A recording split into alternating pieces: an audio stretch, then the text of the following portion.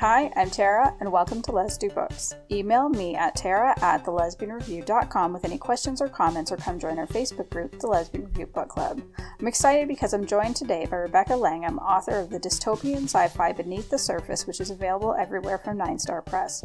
She's also the author of Riding the Track, which is published under the name Kara Ripley, which is also available from 9 Star. Welcome, Rebecca. Thank you so much. Super excited. So, you're here today to share some books that you recommend. Is there any kind of a theme to what you've chosen?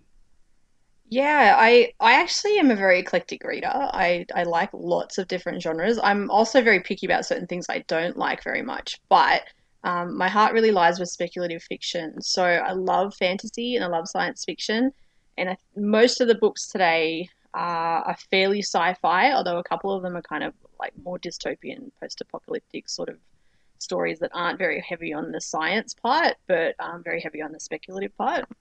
So, what's the first book you want to talk about? Well, the first book is Rabbits of the Apocalypse by Benny Lawrence, which I cannot recommend this book enough to as many people as humanly possible. It's such an unusual and unique book, and I see people talking about it occasionally online, but nowhere near as much as they should be. I first heard about this book from Emily Noyes, who is, a super, super popular lesfic author who I met. I haven't actually met her in person, even though we're in the same country, but I met her online just before her first book was published. And she was just such a wonderful friend to me online and sort of held my hand through the submission process of my first novel. And she's not really into spec fic, so we always have these little like romance versus sci-fi, let's call them debates. And we found this particular book that was a bit of a middle ground. And she said to me, "Hey, you should read Rabbits of the Apocalypse." I'm like, "That is a freaking weird title. What is that about?" And she goes, just trust me. You'll read the first paragraph and it's so you. And she was right. It was just such a good book. So Rabbits of the Apocalypse, I think, is probably one of the best, if not the best, lesbian dystopian fictions I've ever read. If you like things like Tank Girl or Mad Max, but you really wanted the main character to be a lesbian with trust issues and lots of sarcasm, then this is the book for you. You need it in your life.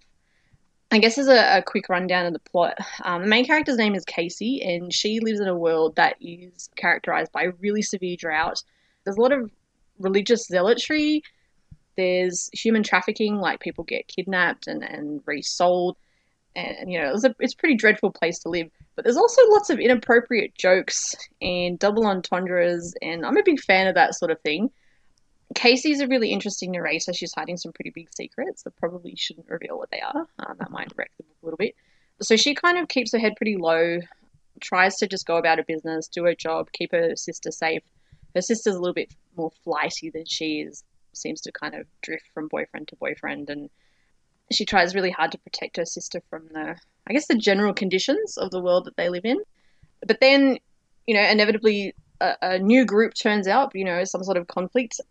But when this group turns up basically looking to steal things and steal people and take power and generally wreck the place, there's a kind of, I guess, a slave girl is probably the best way to describe her name, Pax. And Pax makes a really big impression on Casey. And Casey ends up risking everything to try and save Pax from this really terrible situation that she's in, which is really out of character for Casey because she tries to keep her big secret about herself hidden. So from there, they basically have... I can't really say much about the plot without wrecking it, to be honest, but they kind of, go on various adventures that, against the big bad corporate powers or, the sort of gangster elements that are fighting each other and fighting the kind of trying to be government to control everything. But I just love this book so much. It's really exciting, really tense, but it's also just hilarious. Like, all the bad situations are made really funny by Casey's really inappropriate sense of humor. And there is the romance between Casey and Pax is definitely a big part of the story, but it's not the crux of the story. Like, it doesn't actually carry it. It's just part of the landscape. They have that kind of immediate attraction that we see in a lot of books, and that's really fulfilling and really interesting. But I love that their expectations of each other, of themselves, of the situation are just totally thrown upside down. When their secrets about each other are kind of revealed, their relationship, it gets really strange. Like, they argue and they banter and they keep trying to push each other away. Like, Casey's constantly breaking up with Pax. Like, no, I'm not doing this. And then the next thing you know, they're behind a locked door and it fades to black. So I found that really quite satisfying, that it was just a kind of dysfunctional relationship. Not in like a negative way, more in a kind of comical, realistic way. And it's just one of those really clever books that has all these layers of complexity. Like, if you just want something to entertain you and just laugh because it's hilarious, and you just want to grit your teeth through the really cool suspenseful parts and smile at the romance, then you can do that and not think too much with it. But if you also like science fiction that has a social conscience, that, asks some of those really classic speculative fiction questions about humanity, about who we are and what we're doing, and power, and authority, and all those sorts of really powerful sci-fi themes, then you'll get that in Rabbits of the Apocalypse as well. So I think it's a really good book. If you want something easygoing, you can read it at that layer. But if you want something kind of in-depth and politically and socially charged, then you get that too. You just have to look for it. So yes, really, really good book. If you can't tell, I like it. No, it's difficult to Everyone tell. read it. Let's go. Let's buy it right now. All right. You're very welcome, Benny Lawrence, by the way. It's going to plug your book everywhere. I think I have that one on my Kindle too. I just haven't gotten to it yet, so I feel like I might need to push that up the list. I feel like if you read the first 2 paragraphs and you're not immediately in love with the writing, then I just don't think we could be friends. Like, it grabs you from that first sentence and you just think, oh, this is going to be good. You can just tell straight away. It's good stuff. So what is the next book that you have on your list? Okay, so I've got about 4 or 5 books that I was thinking of talking to you about today, and you'll notice that I think 3 of them are published by 9 Star Press, and there is a good reason for that.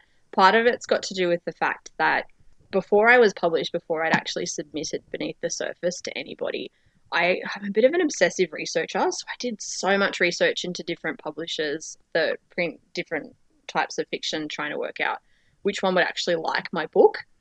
So when I found 9 Star Press, I went on a bit of a reading rampage and just picked up a lot of their speculative fiction titles, just to kind of, and I did it with several other publishers too, trying to work out, is this the type of story that they'd be looking for in terms of my story? So I found that I liked a lot of their sci-fi when I picked it up. So the book I'm going to talk about now, it's actually a series, so there's 3 of them out. It's called the Cassie Tam Files. I'll just sort of focus on the first one, which is called Addict. The Cassie Tam Files is written by an English author named Matt Doyle, and I've been really amazed by how much I like them, because I'm not hugely into reading crime fiction. I don't mind it. Like, if someone gives me a crime fiction and says, hey, you'll enjoy this, then, I'll read it and I'll probably be pretty happy to have read it. But I'll forget it 8 seconds after I close the cover and be like, yeah, that was all right. What's next? But the Cassie Tam Files are just really clever and really unique. So they're crime fiction, but they're set in the future. So they're like this crime fiction, sci-fi, noir kind of combination, because they've written it in the style of like that almost sort of 1940s Humphrey Bogart crime fiction story. I can almost picture the characters running around in black and white when I read the Cassie Tam Files. So it's set in the future, but it's crime fiction, but it's written like it's set in the 30s. I don't know, it's pretty trippy, I think. So the main character is a lesbian who has mixed heritage, and what I love about it so much is the setting. But I'll save the setting. I'm getting ahead of myself. Too excited. So Cassie Tam, the actual sleuth. I should start with what the story is about. So Cassie Tam is like a really traditional sleuth, that I can almost see her wearing a trench coat and a fedora when I read it. She carries a Glock. She lives in a dingy apartment. She's socially isolated. She's, not quick to trust anybody, but obviously that's a little bit subversive with her being a female character, which is great. So she gets a case in each book. So, much like classic crime fiction, each novel focuses on one main case. And it's in Addict, it starts off with a woman coming to Cassie's door whose brother has just died. And the police have just ruled it off as another kind of drug-related death. There's lots of crime, lots of drugs in the area. and they just don't think that this guy was really worth investigating, that he caused his own death. His sister doesn't believe that, so she goes to Cassie and begs her to take on the case to investigate it further. All of those things, like following the different clues, the exciting kind of car chases and things you'd expect in crime fiction, it's all there. But Cassie also happens to have a sassy metallic gargoyle named Bert that's her security guard that travels around on her shoulder sometimes. And the addictions that people are dealing with are more about technology addiction. So there's all these kind of cool futuristic elements. And to build more futuristic elements into that classic crime fiction formula, Matt Doyle uses this kind of punk rock tech shifting culture. So Laurie, who is the main love interest and also the woman who hires Cassie, uses specially designed machinery to kind of transform her body into an animal as a form of escapism. I'm not going to explain it very well. Matt actually has this amazing chapter at the end of book 2 that has diagrams and everything that shows you exactly how the costumes work. But it's like it's almost sort of a form of fetishism, but that's only to onlookers. The people that actually partake in it would be horrified to be called fetishists. Cassie finds it really intriguing but really confronting. Like, they actually move like animals inside these tech suits. It's pretty interesting. But what I love most about the first 2 books in the series, I haven't read the third one yet, is the world building. Like, I'm just such a sucker for settings. If a story has pretty average plot, if the world building is there, then I will forgive everything else.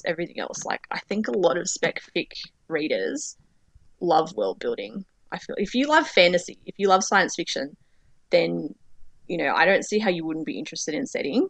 So New Hopeland is kind of where it all unfolds.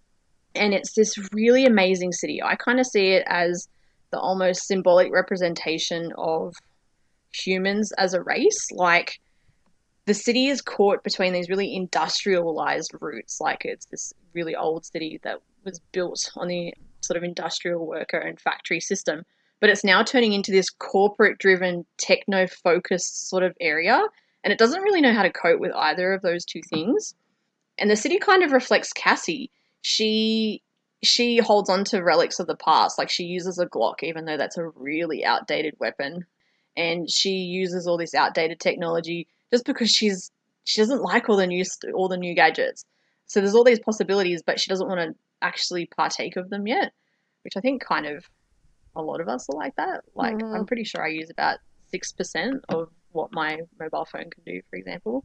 And the city kind of reflects all that. And it's this really cool breeding ground. By cool, I mean it's well written. It's a horrible place. But, you know, for complex criminal underworld, there's all this corruption, all this decay. But it's kind of beveled by this sense of hope, which Cassie represents. You know, she loves the city. She wants to protect the balance of forces in it. And you see that unfold a lot in the books as they go on. And there is romance in the book, like between Cassie and Laurie. But it's really slow burn. Like, they've kind of barely gotten together by the end of book 1, and book 2 they're just sort of working out the early parts of their relationship. So it's a really slow pace. It's really realistic. It's all sort of fade to black. And I suppose that's kind of what I prefer in my speculative fiction. Like, I like it to be sci-fi or fantasy first, with romance maybe kind of part of that or underpinning it, rather than a romance that's set in a futuristic world. Like, I see those as kind of like quite different books. They are. Really good in their own ways, and I'll happily read both, but I much prefer books that are genre first, and then the sexuality and gender elements, they just sort of blend into it. It's not the love story driving the story, and that's I guess that's probably what you'll find in most of the books that I'm ranting about today. Yeah. Sorry, go ahead. No, I was just going to ask if you had anything else to say about this book. No, I just think that they're just really well written, well developed mysteries. Like, the authors obviously put a lot of thought into not only the actual sort of unfolding crime and investigation itself, but also into the environment that it all happens in. You just really feel like you understand Hopeland by the end of it. And I've got the third book sitting on my Kindle waiting to be read now, but I've got a few others ahead of it. But I'm one of those people that sometimes loses interest in a series. I don't know if it's just a poor attention span or what, but I'll sometimes, unless the series is just really, really gripping, I'll usually get two books in and kind of go, oh, that's enough for me. But I do Hmm. find myself wanting to reach for the third book this time. So that in itself is probably a pretty good sign. Yeah, that's telling. That's really good. The next one is another Nine Star Press book. It's actually the first book I read from Nine Star Press when I started my little research foray into the publisher. And I think that this book has the most beautiful cover I think I've seen on a novel. I just love it so much. Anytime someone asks me what kind of style do you want for your book covers, I'm like, yeah, look at this one.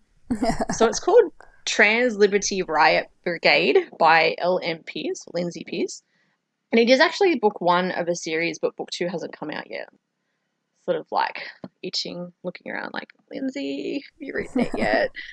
I'm not sure where the second one's at the moment, but I know that it's on its way. But Trans Liberty Riot Brigade is just so unique. It's look, actually with this one, I've got the blurb here. I'll do a little reading of the blurb. I feel like I won't be able to do the plot justice, so I'll read that to you. Alright, so here we go. How do you fight for who you are when the government controls what you are? Andy knows being born an intersex transgressor and then choosing to stay that way can have lethal consequences. After all, surgical assignment is mandated by law, but she ain't going to spend her life hiding from the society, hooked on flow, and wanking tourists just to make a few bucks. She is a member of the Trans Liberty Riot Brigade, and an underground faction of transgressors resisting the government's war on their illegal genitalia. But it's not enough to tag their messages on shithouse walls and sniff down the next high. The government has found their headquarters, decimated their ranks, and they're crushing the resistance. Though Andy might be nothing but a junktard, she embarks on a desperate dash to stay alive and send a call for help before they're all killed, or worse, surgically assigned.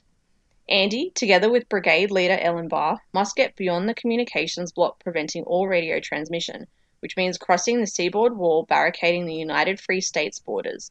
It's designed to keep enemies out and the citizens in. But amid increasing earthquakes and deadly pursuit, Andy will discover there's a far more dangerous secret hidden deep within the wall herself. It just, I like even the blurb has this really funky kind of tone about it. The language in it, you can hear little bits of it, but this book is written in a really interesting dialect. That's both praise and a warning, I suppose. I have not seen a book written with such a clever dialect in a really, really long time, but it takes a little getting used to. It took me probably 20, 30 pages into it to kind of understand what some of the colloquialisms meant, to pick up some of the words and kind of go, oh, okay, that's what that means. The brass is the police, but a clunker is a robot that works for the police. It just took a while for me to get to know the different terminology. And so I know that some readers have found that a bit of a struggle, but most readers have really enjoyed it from what I've seen on Goodreads. So Andy is an intersex character, and she's living in a pretty dreadful futuristic world where intersex is seen as, I suppose it's illegal, it's forbidden is the best way to put it. And people are required to have sexual reassignment. If they're intersex, they're not allowed to remain intersex physically. They have to be changed. So Andy doesn't want that to happen. She's, like the book kind of tells you a little bit about what her situation is with her genitalia. It doesn't go on and on about it, but it does make it pretty clear. And she's like, you know what? I'm keeping that. I don't want bits cut off. I'm quite happy how I am. I'm quite comfortable how I am. And Andy uses female pronouns and sees herself as a she, but she does have some elements of her body that are male related. So, but she's comfortable like that.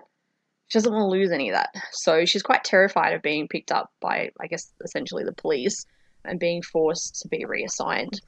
And yeah, it's just a really fascinating book. I think her sexuality is not really spelled out. There's no romance in the book at all. There's no romantic relationship. She does express sexual attraction for men and for women along the way. And as it says in the blurb, she's actually had to kind of like sell sexual acts to get by. And she's a bit of a screw up. Like Andy kind of is really, she's into drugs and she knows that she shouldn't be. She keeps telling herself to stop, but she can't help herself. But in her heart, she's just a really good person who wants to protect freedom. protect choice. There's awesome social themes, political themes that are woven into the story. The world building is amazing. The narrator, just like I said, the writing is just so clever and really funny. Like some of the ways that Lindsay Pearce describes situations, people, events, I don't know. It's pretty crude. Like if you're not happy with a fair amount of swearing and, some kind of bizarre sexual comparisons to things, like, I guess just dirty jokes along the way, then it's probably not the book for you. Starting to realize I've picked a couple of books like that, actually. What does that say about me? Let's not go there. But it's really clever. Like, she uses this amazing humor and intelligence to navigate this really harsh, restrictive world. Like, it's how Andy gets by. She lives in a really crappy society where everything about her body and her lifestyle is hated. So she responds to that with sarcasm, and she responds to that with a bit of a middle finger to the institutions around her, It delves into, like, really sort of deep aspects of political and personal identities. It talks about, some of the vices we have as a group, but also as individuals, and how those sort of play off each other. Sexual and gender identities are a huge part of the landscape. I feel like the author did this really, really good job of leading us through this really complex world with this somewhat difficult language. She used situations and conversations to show us and teach us the language of her world without sort of, she didn't have to give me a glossary. I just picked it up through the interactions between the characters. There were maybe two characters that I struggled to understand what they were talking about in terms of their actual dialect was really difficult for me, and that was a character named Puddin and another one named Boy. I had to reread some of those sentences. I was like, I just don't know what you're saying, and I had to go back. But in the end, I really appreciated that. I thought it was quite clever and quite relevant because those two characters had no access to education. Like, they were, like, Andy is a poor character, like, in the sense of she's from, economically a poorer class. But Puddin and Boy had no life opportunities that Andy had. Like, compared to them, she was pretty well off. So their dialogue was completely relevant, and the challenge and frustration of that was actually really clever. It kind of reflected the world that they were living in and the social hierarchy that existed. When I was reading it, I kind of felt like if you're someone who likes The Handmaid's Tale, the book or the series, then you're probably going to like this book. It's got that similar kind of themes around consent and around control over people's bodies and control over people's sexuality, and that real fear of losing that control over your own body and what that can do to you psychologically. That's quite interesting. The plot's completely different to A Handmaid's Tale, but I feel like if you found that intriguing, you'd probably like Trans Liberty Riot Brigade. That sounds really good. Yeah, I found it's fascinating, and I like anything that it's really good to see. I think more books exploring non-binary gender identities as well, and sexual identities. And again, there's absolutely no romance in this one, so good. it's kind of, yeah. Well, like, I'm sounding anti-romance, but I have to admit there was one bit where I was disappointed. I actually found myself going, oh, really? How did you not hit on that character, Andy? What is wrong with you? Like, there's this one part where she's sort of, she's captured. I won't say why because it would kind of wreck one of the scenes, but there's a cop who I think was maybe like a bit of a double agent, like sort of working for both sides. And Andy just constantly describes this woman as the hot cop or the sexy cop. And she just reads as this really sexy character, and I just keep thinking, Andy, you've got to go there. Why don't you go there? And I got to the end of the book and I'm like, I hope I hope she's back in book 2. She's probably not. She's probably this irrelevant one chapter character, but yeah, felt like that should have been a thing. You're writing your own fan fiction about them. You're a rare pair. Yeah, it's actually, that's totally a thing. I wouldn't be able to pull off the dialect though. Yeah, that writing's way too clever for me for fan fiction, but yeah, someone should do that. Someone smarter than me should do that. Okay. Somebody who's listening, you need to take that up and then send whatever you've written to Rebecca. Please. I'll be excited. Or that's Lindsay, right. If you're listening, just like put that in book 2, okay? Thanks. You're listening to The Lesbian Talk Show. TheLesbianTalkShow.com, your hub of podcast information. So, what is your next book? Okay, so the next one is, not completely off the planet of lesfic, but there's no lesbians involved in this one at all. I kind of tossed up putting this in here because I know that your podcast is obviously for readers of lesbian fiction, but I kind of thought, no, this book is just like, in terms of science fiction and speculative fiction, it is one of the most incredible books I've ever read, actually, of any genre. And though it's not lesfic, I would consider it queer fic. Like it has some really amazing exploration of gender and sexuality. So this book is called Dawn, and it's written by Octavia Butler, she's actually a writer that I discovered only recently, and I'm a bit heartbroken about that because I think that if I read one more book of hers, I'm going to have to designate her my favorite author of all time. She just blows me away. I've only read 2 of her books. I started with a book called Kindred, which I still have moments where I can't stop thinking about that, and I think I read it 2 years ago. Because Octavia Butler is an African-American science fiction writer, a woman African-American science fiction writer in the 70s and 80s. Like, that's a big deal. And she's just so damn good. Kindred just ripped my heart out, put it back in my chest, and then, tried to stitch me back up, but, didn't quite do it because I was just scarred after reading it. It was so beautiful.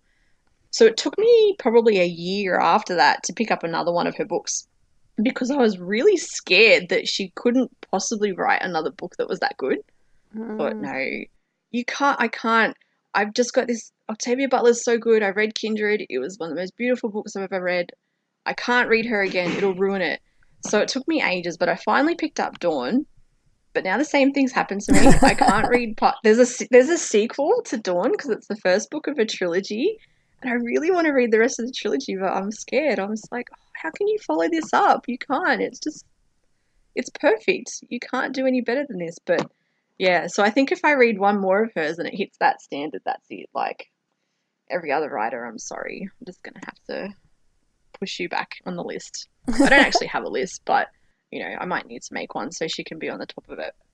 So Dawn is, I don't think the best way to explain it. It's really sci-fi. Like, that sounds a bit lame. They're all sci-fi, but it's a book about aliens. Like, it's a woman who it's got such a good opening. So this woman named Lilith wakes up on a spaceship, although she doesn't know that's where she is at first, and she just wakes up in a room totally by herself, and there's just these voices that come over this intercom giving her very strange messages that she can't make much out of. And she's like, where am I? And what am I doing here? And then she falls back to sleep. And then she wakes up again and years have passed and she's still in that same room. And it turns out she's been abducted by aliens, which, sounds like the ultimate sci-fi, I think. But it just gets so complex from there. So I think with this one, I'll give you the blurb again, just because there are just some books where I really worry I won't do them justice. So I feel like I'll let the blurb speak for itself here. So Lilith the Apo has just lost her husband and son when atomic fire consumes Earth, the last stage of the planet's final war. Hundreds of years later, Lilith awakes, deep in the hold of a massive alien spacecraft piloted by the Oankali, who arrived just in time to save humanity from extinction. They have kept Lilith and other survivors asleep for centuries as they learned whatever they could about Earth. Now it's time for Lilith to lead them back to her home world, but life among the Oankali on the newly resettled planet will be nothing like it was before. The Oankali survive by genetically merging with primitive civilizations, whether their new hosts like it or not. For the first time since the nuclear holocaust, Earth will be inhabited, grass will grow, animals will run, and people will learn to survive the planet's untamed wilderness. But their children will not be human. Not exactly. It's such an incredible social commentary. It's such an intellectual, beautiful, powerful novel. I could not stop thinking about it for days after. And it's one of the rare books where I kind of went into it twice. So I have so little reading time because I work full-time as a high school teacher. I've got 3 kids, and I try to write books on occasion. So when I actually get a chance to read, it's quite a special thing. So I never read a book twice as much as I'd like to, because I just think, you know what, there's so many other books I haven't read yet. I'm not going to use my time to go back to something I've already spent time on. But this one I did. I read it in print, and then I got it in audio, and the narrator is amazing, by the way. If you like audiobooks, I found the narrator of Dawn to be really, really good. And so I read the book twice as such, and wanted to kind of hear it come to life with the narrator. So the Oankali, the alien species at the heart of the story, I think they're probably the most fascinating aliens I've ever come across in any text, book, film, anything. They have 3 genders, although you couldn't adequately compare them to our sort of human notion of gender, but if you were going to try to, I guess you could say there's male, female, and then a non-binary gender. The aliens are essentially trying to save humanity. By doing that, it brings all these really interesting questions into focus. Because to save humanity, which essentially destroyed itself using nuclear warfare, they need to change humanity. They need to manipulate the survivors psychologically and genetically, because with our current approach to social and cultural development, our current approach to sort of hierarchical politics, our weaker DNA compared to the aliens, we wouldn't be able to survive without those changes. So Lilith is such an incredible narrator. She struggles so much with the culture of the Oankali. I think probably the first maybe third of the book deals with her culture shock. She wakes up, and when she first looks at the Oankali, she is terrified. Like, they're just so alien. They've got tentacles, and they're a bit gooey, and they have sort of these strange, or I guess almost sort of psychic kind of emotional connections with each other that she doesn't quite understand. And their whole culture is really, really foreign. So through her, we gradually come to understand their society. And Butler just introduces it just little bit by little bit, just like they do to the narrator, which is just so clever. She's thought about everything. Like, this alien world and this alien species, it's just so vivid and quite scary. You know, like, you find yourself kind of thinking, wow, I want to accept this alien race. I don't want to be that person that's all, like, alienophobic. I don't know if that's a word. It's probably xenophobic is all I want here. But I want to be that person that would be like, yeah, that's cool that you've got tentacles. But you feel so uncomfortable. And that's the point of the book, because Lilith is so uncomfortable. But she spends a lot of time with the aliens because she has the job eventually of waking up other humans from stasis. You know, she has to be the one that tells them what has happened and tells them that they're now living with these aliens. And so she gets to know the Oankali quite well. I think she spends, might even be a year or 2 living with them before she then has to wake these humans up. And it's when she does start waking up other humans from stasis, and she has to wake them up quite quickly. She's been given a kind of quota she has to fill. It's almost this kind of Lord of the Flies style of political drama that unfolds, because Lilith is, from the perspective of the humans that are only just waking up, a bit of a traitor. They're kind of looking at her going, you've spent too much time with these aliens. You're too sympathetic. You're trying to kind of tell us that we need them and tell us to accept them. But, you know, we don't think we should. So she's really caught because we're in her head. We know that she really loves humanity, and we know that she still wants freedom, and we know that she would prefer not to rely on the Oankali, but she's doing it because she has no other choice. But the humans that she's dealing with don't really understand that yet. So you get to see these really cool perspectives on culture and the development of relationships with different groups. So I actually got this little extract here about when she wakes them up that I think is really good. So this comes straight from the book. Her job was to weave them into a cohesive unit and prepare them for the Oankali. Prepare them to be the Oankali's new trade partners. That was impossible. How could she awaken people and tell them they were to be part of the genetic engineering scheme of a species so alien that the humans would not be able to look at it comfortably for a while? How would she awaken these people, these survivors of war, and tell them that unless they could escape the Oankali, their children would not be human? Because the idea is the Oankali want to combine their DNA with the human DNA so that the next kind of group of humans can actually survive on the irradiated Earth.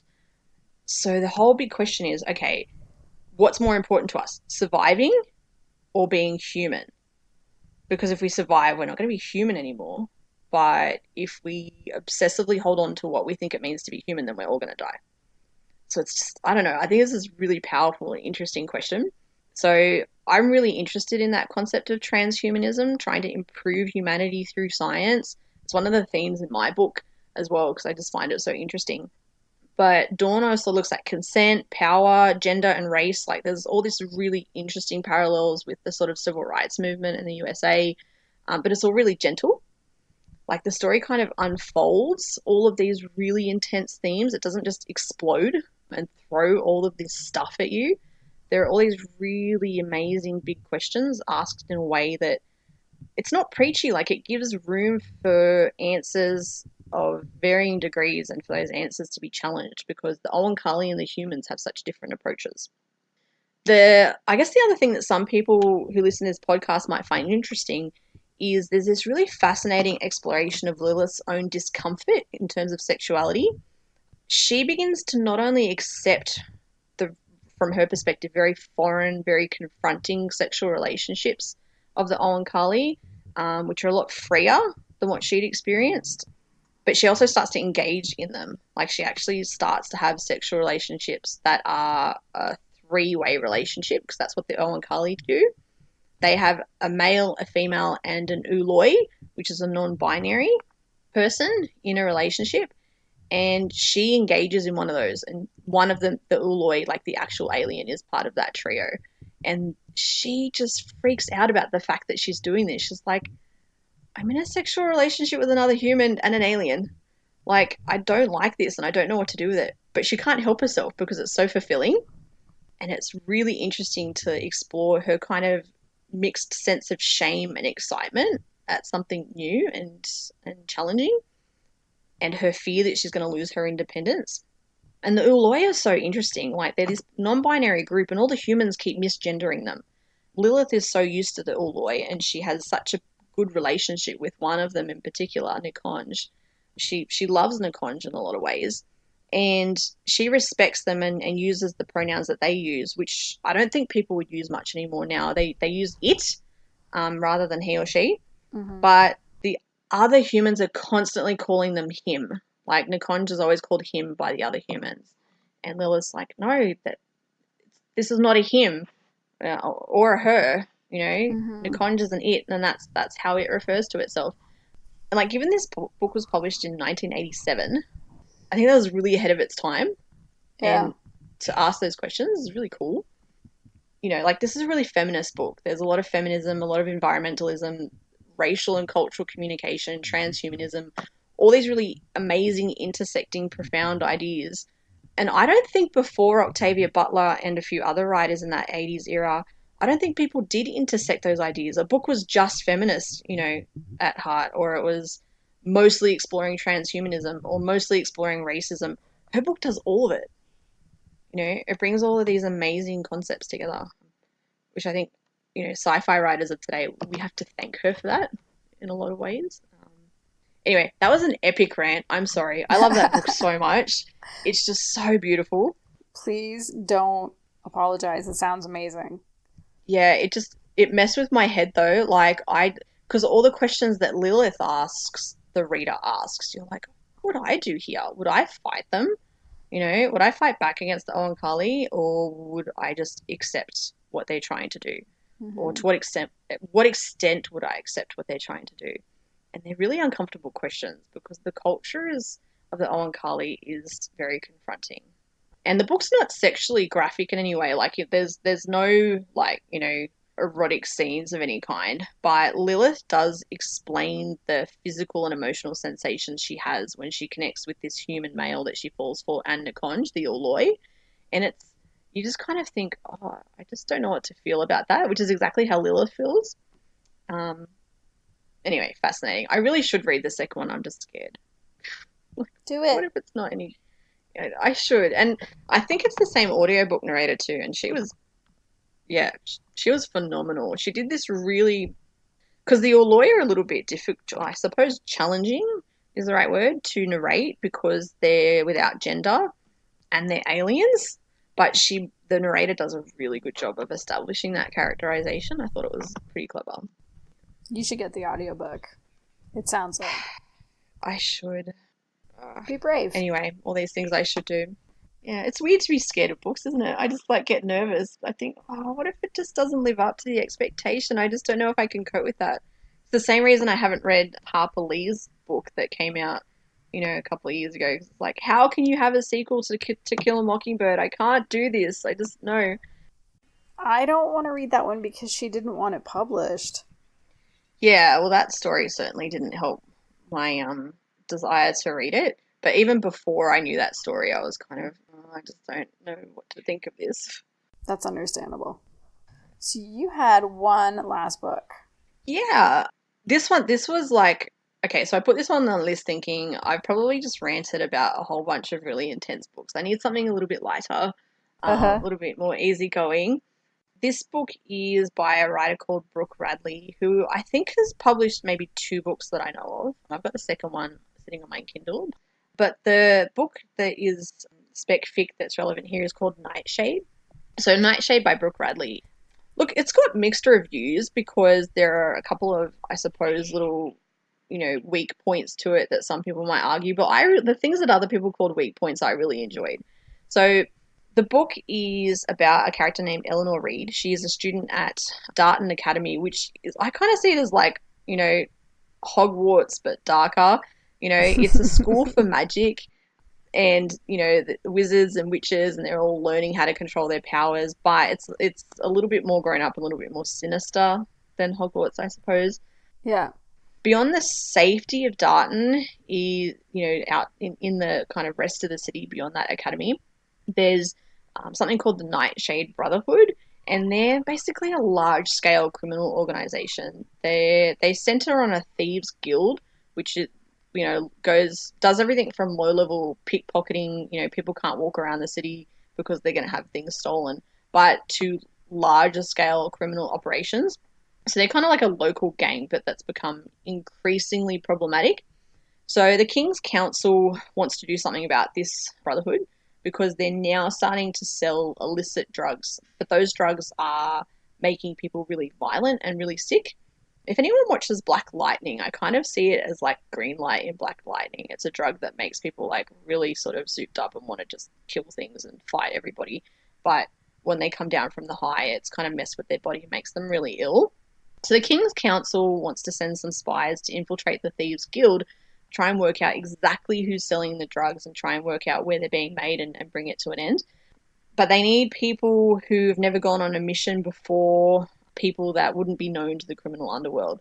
So some people have said this is kind of a bit convenient for the plot. I don't really care, personally. It's like it's needed for the story to start. So what they do is they go, okay, so we need spies, but we need people that no one knows. Let's send students from Darton, like talented mages that haven't graduated yet. So, some reviews are kind of like, why would you do that? Why would you send the equivalent of university students off on a mission? It's just dumb. And I think, I don't care. It's fine. It makes the plot work. I'm happy.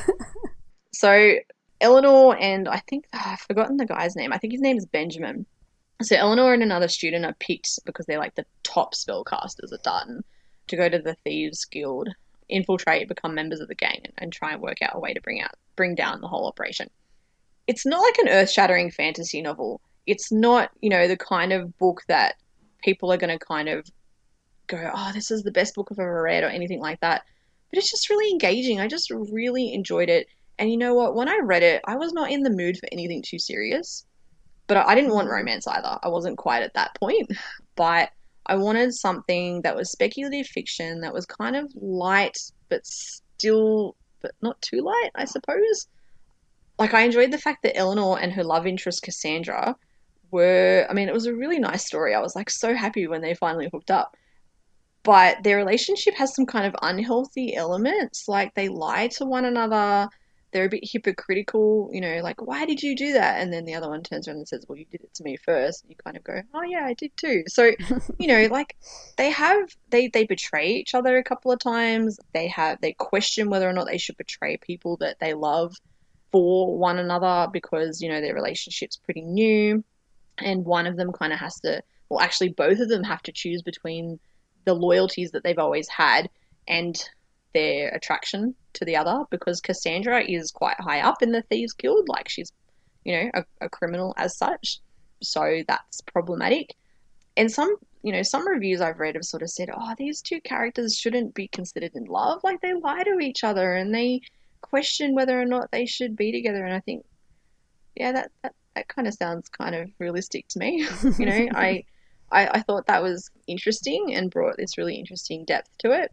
And the ending's a bit ambiguous. This is not a happily ever after, but it's also not, I don't want to totally ruin it. It's not like you'd go, oh my God, they don't get together. This is rubbish. What just happened? It's not that either. We'll call it an in-between. It's kind of ambiguous, you know. Is it like a happy for now?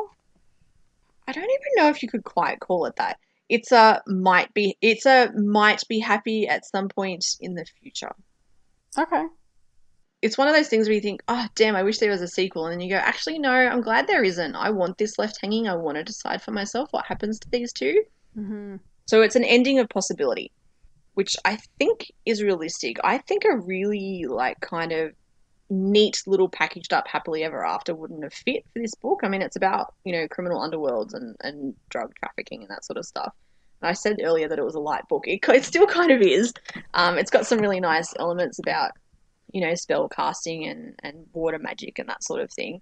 But I don't think a happily ever after would have fit. I feel like if that happened, you would have got to the end of it and gone, this doesn't make sense. Mm-hmm. And it's not a graphic book. Like, it has fade to black love scenes, which personally I'm pretty happy about. I mean, I don't like hate sex scenes. I love sexual and romantic tension. But when you actually get to the sex scenes, I usually skip them. I don't know why. It's just not something I'm particularly interested in reading. I just feel like they become repetitive, and I feel for the authors. Like, I'm struggling right now with a book I'm writing under my pseudonym Kara Ripley, where I'm kind of like, oh, this book needs a sex scene, doesn't it? I can just feel it. It needs to be in here. But I don't want to write it because I don't know how to do it in a way that's fresh and original. Like, I feel like there's only so many ways you can describe sexual activities, so I just don't. And, you know, when I see them in books like it, I just kind of think, oh, I get it. I understand what's happening here. I got other things to read. I'm going to just move along here. And this particular book is fade to black. So I'll put that out there so that if you're someone who really doesn't like it, if there's not erotic scenes, then maybe this one's not for you. If you don't mind, or you're looking for something that doesn't have erotic scenes, then Nightshade's a good one. Lots of romantic tension, lots of sexual tension, but I think it's quite appropriate as a young adult book. You know, it's a fantasy spy novel that happens to have lesbian and bisexual characters rather than a lesbian romance that happens to have some fantasy in it. Like I said before, I think both styles of writing are really good, but I haven't found them. I don't think there are many speculative fiction books out there that have magic without the graphic sexual content. You know, like the spell casting and the really cool sort of fantasy worlds and the mages and the wizards and things like that. I love that stuff. And I just don't feel like you need to turn that into a sort of R-rated book nearly every time. So I get really happy when I find one that's not. In this one, the mystery, romance, magic, it all kind of unfolds pretty slowly. It's not a super fast-paced book. I personally quite like books like that. I'm not really about all action all the time. I like a kind of meandering plot sometimes. It made it a really soft, easy read that I just really enjoyed. But I couldn't put it down either. Like, it had enough suspense to kind of keep me in there. You know, I see Nightshade as like, you know, when you just feel like watching a relaxing movie, you don't want to watch a movie that is too fluffy, but also isn't going to make you think too much and make your brain hurt because you're just too tired for that. Mm-hmm. Nightshade's like the book equivalent of that. That sounds like a good time. Yeah. Anyway, that's me done with the book ranting. For now, I make no promises about the future. Okay. So, is there anything else you want to share about your journey as a reader? Just that it's pretty exciting to find more and more books out there. I think a lot of people say this. I really wish that I knew some of these books existed when I was younger. I think I was about 22 or 23 years old when someone I knew at the time handed me a copy of, hope I don't get the title wrong, this is like over 10 years ago. I think it was Daughters of a Coral Dawn. Mm-hmm. It's Catherine V. Forrest, Yeah. that trilogy. Yeah. I can't remember if that's the name of the first one or not, but whatever the first book. Okay, excellent. When I first picked that up and read the back of it, I was like, "This is sci-fi," and my friend goes, "Yeah." I said, "It's sci-fi with lesbians." She goes, "Yeah," and I went, "Bullshit." She's like, "No," and I went, "This is a thing that exists. Like, there are books with science fiction and gay girls." And this conversation went on for a while. I got very repetitive, and I was just really amazed. Like, I feel a little bit silly about it now because there's so many amazing books, but I just had no idea that they were there. And that particular trilogy I found really fascinating. Has lots and lots of sex in it, so I was kind of like, for the first book I was like, this is really cool, this is really interesting. By the third book I was like, this is a great story, but I'm just sort of, I get it. There's a lot of sex scenes here. That's cool. Other people will thoroughly enjoy those. But when I got to the end of it, I thought, wow, that was a really intriguing series. I need more. From there, I didn't actually find an awful lot because a lot of the amazing websites and social media that exist now weren't around then.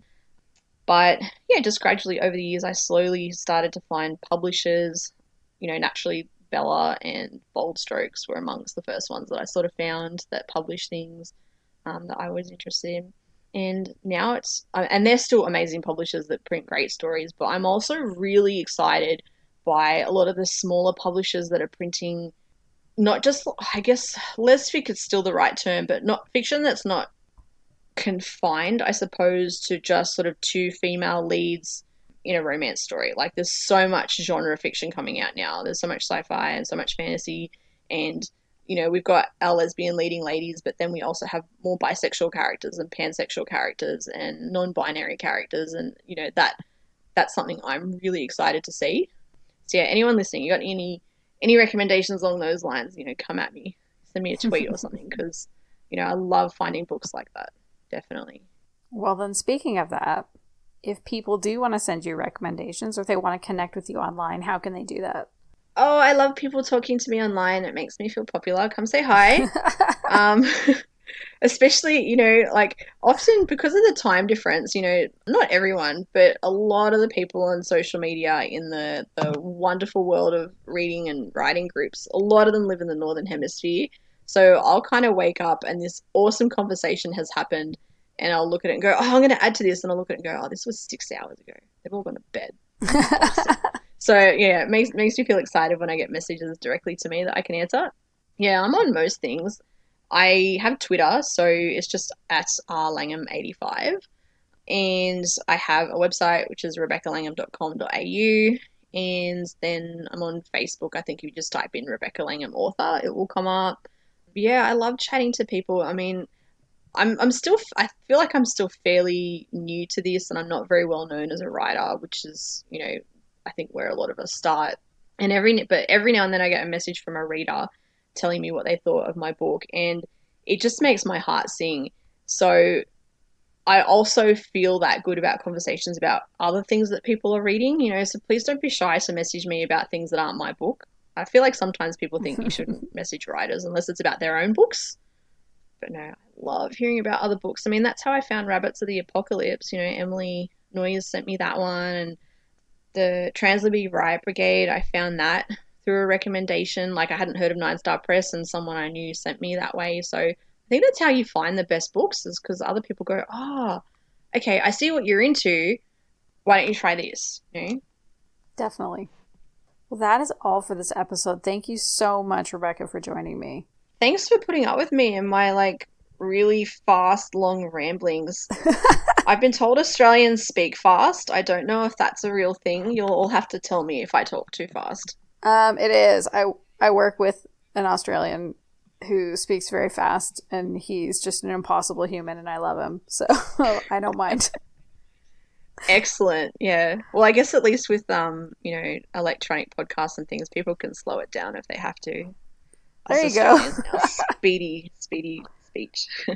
So, I'm Tara, and you've been listening to Let's Do Books. Remember to email me at tara@thelesbianreview.com if you have any questions or comments. If you're an author who's interested in joining me on the show so you can talk about the books that you love or your journey as a reader of lesbian fiction, please let me know.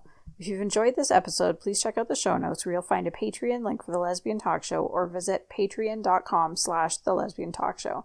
Our patrons get exclusive content like bonus podcasts, interviews with authors or other reviewers from The Lesbian Review, and no one else gets access to them. You can also join our Facebook group, The Lesbian Review Book Club, to talk about these books and anything else you're reading and loving.